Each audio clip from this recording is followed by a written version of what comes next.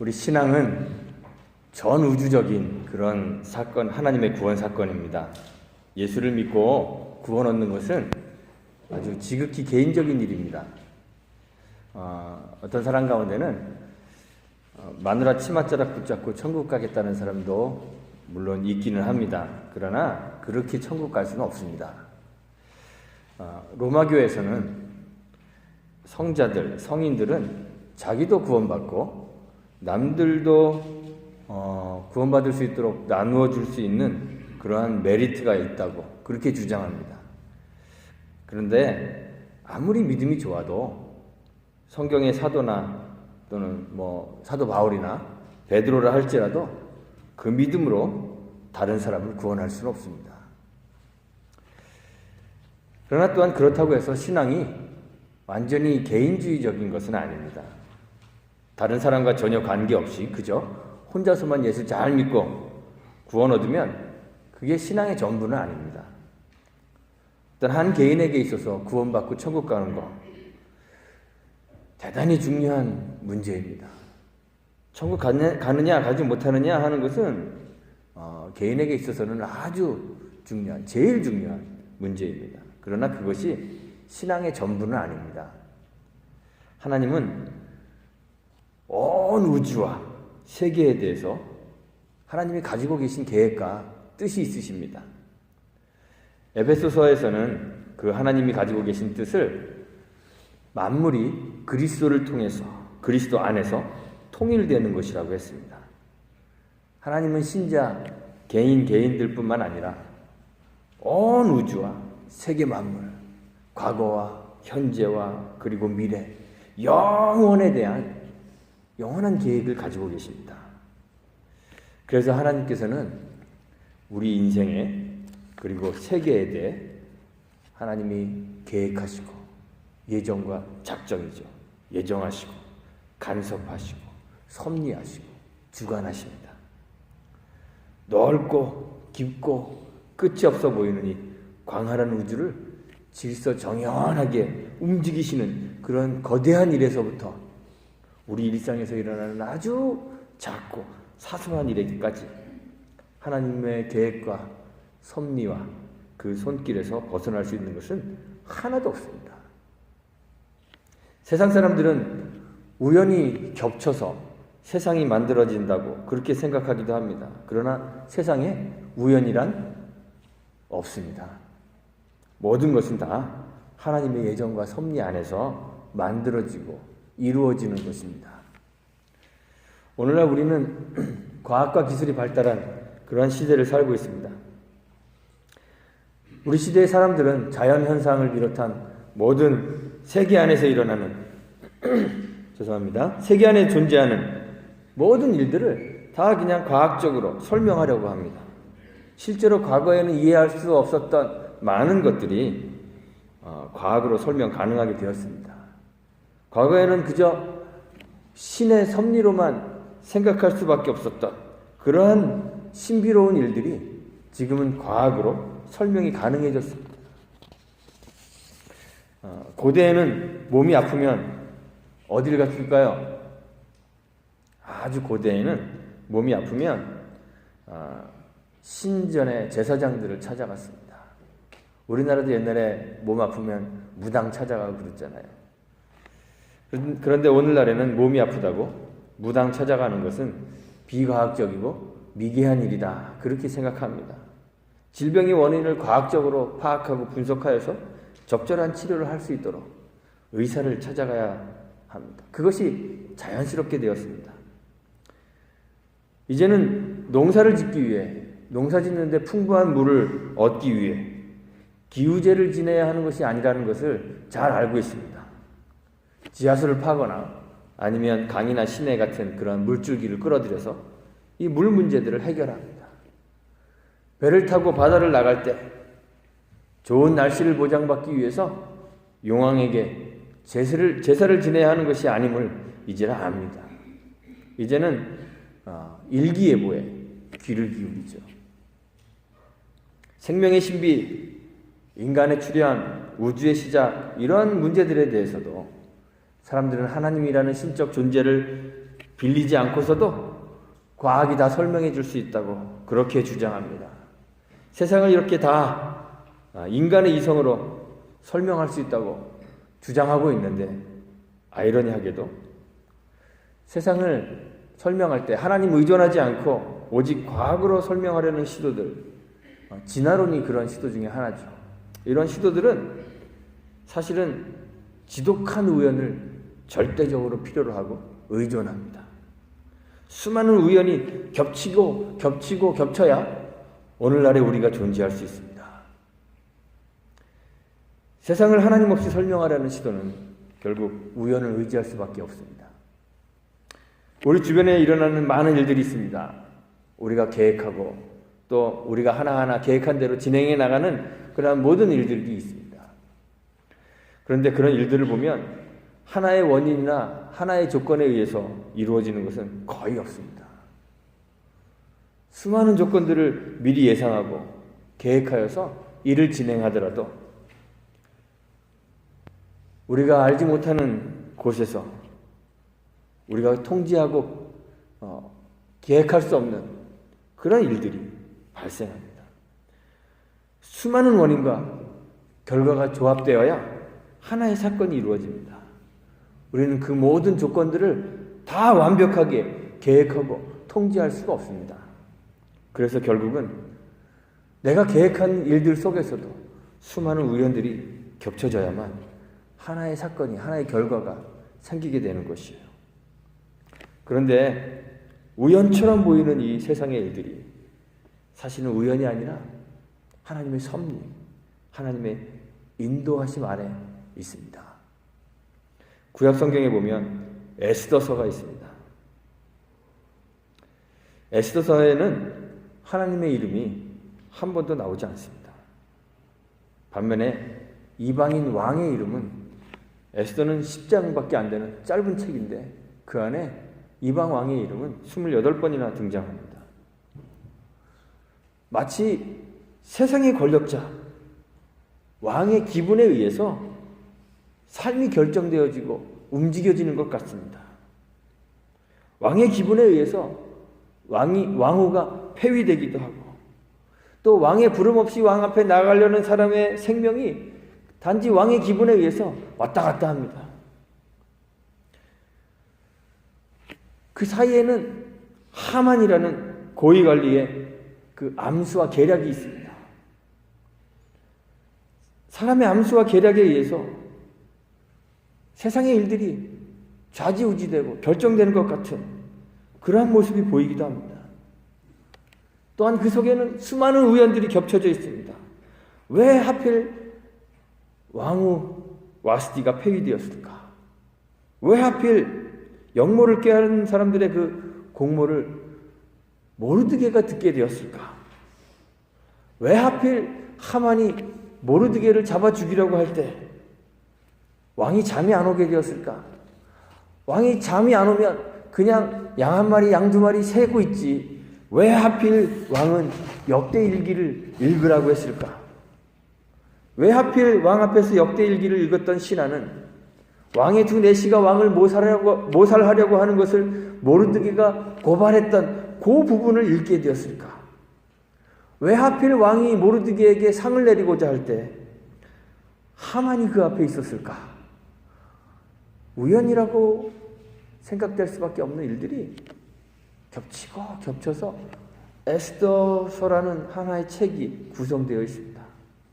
그런데 에스더서가 말하고 싶은 것은 세상이 권력자의 손에 의해서 움직여진다거나, 또는 음모자의 계략에 의해서 움직여진다거나, 또는 우연에 의해서 움직여진다는 것 말하고 싶은 것이 아닙니다. 에스더가 말하는 것은 우리가 인정하든 인정하지 않든, 또는 세상의 역사를 어떠한 관점으로 바라보고 있든 상관없이 그 모든 우연의 배후에 하나님이 계신다는 사실입니다. 하나님이 모든 세상의 권력자들과 음모를 꾸미는 자들과 우연 뒤에 계셔서 그것들을 움직이셔서 하나님이 이루시고자 하는 하나님의 계획과 하나님의 뜻을 이루어 가신다는 것입니다. 우연처럼 보이는 모든 일들이 사실 우연이 아니라 하나님의 섭리라는 것을 보여줍니다. 하나님이 우리의 삶에 개입하실 때 그때그때 우발적으로 개입하시는 것이 아니라 계획하시고, 즉 작정하시고 예정하시고 섭리하신다는 것입니다. 왕의 연회에서 왕비가 춤추고 안 추고 하는 그러한 일들, 하나님 입장에서 본다면 별로 그렇게 중요하지도 않고 시덥지 않고 하찮은 일같이 보이는 그러한 일들마저도 당신의 뜻을 이루시려는 그 하나님의 계획과 섭리 안에 있음을 에스더서가 보여주는 것이에요. 우리는 사실 모든 것이 하나님의 섭리 안에 있다는 것을 인정하기 싫어합니다. 하나님의 작정과 섭리를 인정하는 것은 스스로를 로봇 같은 존재로 만드는 것처럼 그렇게 보입니다. 우리의 자유의지는 어디 있냐고 사람들이 묻습니다. 만약 모든 것이 하나님의 섭리대로 된다면, 하나님의 의지의 발현이라면 우리가 굳이 뭘 해야 될 필요가 있느냐고 그렇게 사람들이 묻습니다. 전도는 뭐하러 하냐고 사람들이 묻죠. 어떤 사람이 구원받기로 예정되어 있다면, 그리고 하나님이 그렇게 섭리해 가신다면 굳이 내가 그 사람한테 전도하지 않아도 그 사람 자연적으로 구원받게 될 게 아니냐고 사람들이 그렇게 이야기합니다. 구원받지 못하도록 작정된 사람이라면, 예정된 사람이라면 내가 맨날 전도해도 구원받지 못하게 될 건데 뭐하러 전도하냐고 사람들이 묻죠. 그래서 손 놓고 될 대로 되라고 하고 운명론자가 되기도 합니다. 그런데 하나님의 계획과 섭리 안에 있다는 것이 우리를 운명론자가 되게 만들지 않습니다. 세계가 하나님의 섭리 안에 있다는 것은 우리가 하나님의 그 거룩하신 뜻, 하나님의 선하신 뜻, 다시 말해서 하나님의 말씀이 가르치는 그 하나님의 뜻 안에 거하기만 하면 우리가 내리는 모든 결단, 우리의 모든 선택이 하나님 안에 있게 된다는 그런 확신을 가지게 되는 거예요. 우리를 하나님의 뜻이라는 안전한 울타리에 거하게 해주는 거예요. 그래서 하나님의 뜻 안에서 내가 선택하게 될 때, 하나님의 이 선하신 뜻 안에서 선택하게 될 때 염려나 두려움 없이 선택할 수 있도록 그렇게 해줍니다. 두려움 없이 하나님 말씀에 순종할 수 있게 해줍니다. 전도도 그렇습니다. 사람이 하는 거 아닙니다. 영원한 죽음 가운데 있던 어떤 한 사람이 죽음에서 생명으로 옮겨지는 거 아주 중요한 일입니다. 한 마리 잃은 양을 찾기 위해 찾을 때까지 찾는 그 목자와 같이 하나님은 한 영혼이라도 소중히 여기시고 구원하려고 하십니다. 그래서 한 영혼을 구원하는 일 더할 나위 없이 중요합니다. 그런데 한 사람이 구원받는 것, 한 사람을 구원하는 것, 그 자체가 하나님의 궁극적인 목적은 아닙니다. 사람을 구원하심으로 이루려고 하시는 하나님의 더 크고 궁극적인 목적이 있습니다. 그리스도를 통해 만물을 통일하시고 그리스도를 머릿돌로 하는 우주적인 교회를 세우시려는 하나님의 계획과 섭리가 있습니다. 그래서 하나님이 일하시고 사람을 부르시는 일도 하나님이 하시는 거예요. 빌립이 오늘 본문에 보면 전도하고 있는데요. 사실 우리가 주목해야 하는 것은 빌립이 아닙니다. 성령님입니다. 오늘 본문에서 주의 사자가 빌립에게 일어나서 남으로 향하여 예루살렘에서 가사로 내려가는 길까지 가라 이렇게 명령했습니다. 사도행전을 기록한 누가는 그 길을 광야다 그렇게 기록하고 있습니다. 광야길로 가기 전에 빌립이 어디에서 전도하고 있었죠? 사마리아에서 전도하고 있었습니다. 사마리아는 이스라엘이 남과 북으로 갈라진 후에 북왕국 이스라엘의 수도였던 도시입니다. 구약에 보면 오므리 왕과 아합 왕의 시대에 화려한 왕궁들이 그 사마리아에 지어졌습니다. 겨울궁도 있었고 여름궁도 있었고 상하궁도 있었고 큰 궁도 있었습니다. 번창한 도시였습니다. 신약으로 접어드는 그 기간에도 헤롯 왕이 이 사마리아에 헬레니즘, 그 그리스 양식 그리고 로마 건축 양식의 웅장한 건물들을 이 사마리아에 많이 지었습니다. 지금도 히랍 시대의 그 둥근 탑과 또 로마 시대에 지었던 원형 극장의 그 흔적들이 사마리아에 남아 있습니다. 사마리아는 큰 도시고 사람들이 많은 곳이었습니다. 이런 곳이 전도하기에 적합한 곳입니다. 지금도 우리 전도할 때 어디 나가서 하시나요? 사람들이 많이 오가는 마켓 앞에서 전도하죠. 그런데 성령은 빌립을 인적이 드문 광야길로 내몰았습니다. 빌립이 복음을 전도해야 될 장소를 빌립이 아니라 성령이 선택하십니다. 복음을 전할 대상도 성령이 선택하십니다. 빌립은 거기에서 에디오피아 여왕 간다게라는 여왕의 모든 국고를 맡은 큰 권세가 있는 내시를 만났습니다. 우연히 만나게 되었습니다. 그런데 우연히 만난 사람이 유대교로 개종한 사람입니다. 우연히도 예루살렘에 와서 예배하고 돌아가는 이방인을 만났습니다. 그런데 그가 우연히 성경을 읽고 있습니다. 읽고 있는 성경도 참 우연히도 예수님에 관한 구약의 예언이었습니다. 예수를 영접할 마음이 생겼는데 우연히 거기에 물 있는 곳에 이르게 되었습니다. 모든 것이 우연히 이루어진 것 같지만 그 우연 뒤에는 우리의 삶을 계획하고 섭리하시는 하나님이 계십니다. 성령이 간섭하셔서 사람의 마음을 움직이십니다. 내시는 이미 유대교로 개종했던 사람입니다. 하나님을 알고 있었던 사람입니다. 이방의 땅 에디오피아에 살고 있었지만 거기서 하나님을 섬기는 신실한 자로 개종했던 사람입니다. 그런데 성령이 복음과 함께 그 사람 마음 가운데서 역사하지 않으면 구원 없습니다. 빌립이 말씀을 풀어 이야기할 때 성령이 그 마음속에서 일하십니다.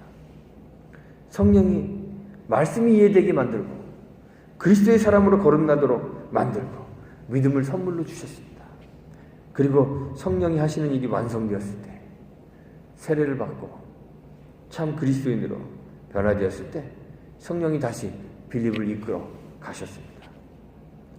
이 모든 과정 속에서 온 세계가 그리스도를 머리로 하는 몸된 교회를 세우기 위해 만물이 그리스도 안에서 통일되게 하려는 그 하나님의 계획을 성취하기 위해 성령이 일하시는 거예요. 성령께서 일하시는 것입니다. 빌립이 해야 되는 것은 무엇일까요? 내가 로봇이야? 로봇 같은 자신의 처지를 비관하거나 운명론에 빠지거나 자기의 계획을 고집하는 것이 아니라 빌립이 해야 되는 것은 순종하는 것입니다. 전도하기 좋은 번화하고 사람이 많은 곳을 떠나서 인적이 드문 광야길로 주저함 없이 가야 하는 것입니다. 낯선 이방인에게 다가가 성경 말씀을 이해할 수 있도록 설명해야 했습니다. 세례를 베풀어야 할 때 세례를 베풉니다. 성령의 이끌리심을 받고 그에게 순종하는 것이 하나님의 뜻을 이루는 것입니다. 신앙을 가지고 교회가 되는 것, 섭리하시는 하나님 안에 거하는 것입니다. 교회가 되는 것, 하나님을 의지하는 것입니다. 하나님께 맡기고 순종하는 것입니다. 신앙은 내가 하는 것이 아닙니다. 교회도 내가 세우는 것이 아닙니다. 하나님께서 계획하시고 하나님께서 섭리하시기 때문에 그의 계획과 섭리를 신뢰하고 그에게 맡기고 순종하는 것이 신앙이고 교회가 되는 것입니다. 하나님이 다스리고 계신다는 것을 인정해야 합니다. 일하시는 주체가 하나님이시고 우리는 그저 도구임을 인정해야 합니다. 기억해야 합니다. 우리는 순종하는 사람들이지 자기 일을 하는 사람들이 아닙니다. 내가 한다고 생각하는 것은 교만입니다. 우리 삶의 일상들, 내가 행하고 내가 계획하여 사는 모든 삶이 사실은 하나님의 계획과 섭리 안에 있음을 늘 기억하게 되기를 간절히 바랍니다. 내가 원하는 대로 이루어지는 일도 있습니다. 때로는 내가 원하지 않는 방향으로 내 삶이 끌려가는 것 같은 때도 분명히 있습니다. 그런데 그 모든 삶의 순간순간들이 세상의 조건들이나 또 세상의 힘에 의해 또는 우연에 의해 일어나는 것이 아니라 하나님의 섭리 안에 있음을 우리가 깨달아야 됩니다. 이해해야 됩니다. 우리의 삶이 전능하시고 선하시고 신실하신 하나님의 인도 안에 있다는 것을 우리가 인정하게 될 때 신실한 목자를 따르는 어린 양과 같이 쉼과 안식을 얻게 될 수 있다는 사실을 기억하시기 바랍니다. 우리의 눈이 비록 하나님을 볼 수 없지만 하나님은 선한 목자이십니다. 우리의 지각으로 인식할 수 없는 그 푸른 초장으로 맑은 물가로 우리를 인도하십니다. 아까 예배 시작할 때 제가 시편 23편 낭독했잖아요. 여호와는 나의 목자시니 내가 부족함이 없으리로다. 그가 나를 푸른 초장 인도하십니다. 그가 나를 쉴 만한 물가로 인도하십니다. 내가 계획하고 내가 무엇을 해서 푸른 초장 맑은 물가로 가서 거기서 안식을 누리는 것이 아닙니다. 이유는 내가 안식을 누릴 수 있는 이유는 여호와가 나의 목자이시기 때문입니다. 간혹 우리는 맑은 물가로 가는 그 길이 좁고 험해 보여서 마음에 불안하고 걱정이 될 때도 있을 것입니다. 그러나 우리를 인도하시는 분이 선한 목자라는 사실을 잊지 않는다면 우리는 지금 가장 안전한 길, 최고의 안식을 향한 길을 걸어가고 있다는 확신을 갖게 될 것입니다. 사망의 음침한 골짜기를 다를지라도 해를 두려워하지 않게 될 것입니다. 그러므로 우리는 목자의 음성을 아는 어린 양과 같이 우리를 인도하시는 목자이신 하나님, 우리 주 그리스도의 음성을 듣고 순종하며 그의 뒤를 따르는, 믿음으로 따르는 그러한 어린 양 같은 신자들이 되어야 하는 것입니다. 우리 교회와 성도들이 일하시는 성령을 전적으로 의지할 수 있었으면 좋겠습니다. 성령을 의지하여야만 우리 삶의 안식이 있습니다. 성령을 의지하여야만 순종의 길을 걸어갈 수 있습니다. 저와 여러분들이, 우리 교회와 성도들이 지금도 우리 곁에서 일하시는 성령님을 전적으로 의지하고 그에게 순종하는 순종의 길을 걷게 되기를 주님의 이름으로 축원드리고 부탁드리겠습니다. 우리 함께 기도합니다. 하나님 감사합니다. 우리를 사랑하시는 주님, 친히 우리의 목자가 되어주셔서 우리의 인생의 길들을 계획하시고 섭리하시고 인도하시고 주관하여 주시니 감사합니다. 우리는 내일을 보는 눈이 없고 또 멀리 볼 수 있는 눈이 없어서 잘못된 선택을 하고 잘못된 길을 걸어갈 수 있지만 우리가 아닌 성령이 우리의 삶을 인도하심으로 우리가 우리의 판단을 의지하지 않고 주님의 말씀과 또 판단을 의지하여 나아갈 수 있게 하심을 감사합니다. 우리가 온전히 주님을 의지하고 순종하여서 주님이 인도하시는 그 길로 바르게 따라갈 수 있도록 은혜 베풀어 주시기 원합니다. 목자의 음성을 아는 어린 양과 같이 날마다 우리를 인도하시고 우리를 주관하시는 그 주님의 음성에 귀를 기울일 수 있도록 도와주시고 듣는 대로 따라 순종하는 저희들 되도록 은혜 베풀어 주옵소서. 그래서 주님이 주시는 궁극적인 구원과 푸른 초장과 맑은 물가를 향유하고 누릴 수 있도록 은혜 베풀어 주옵소서. 예수님의 이름으로 기도합니다. 아멘.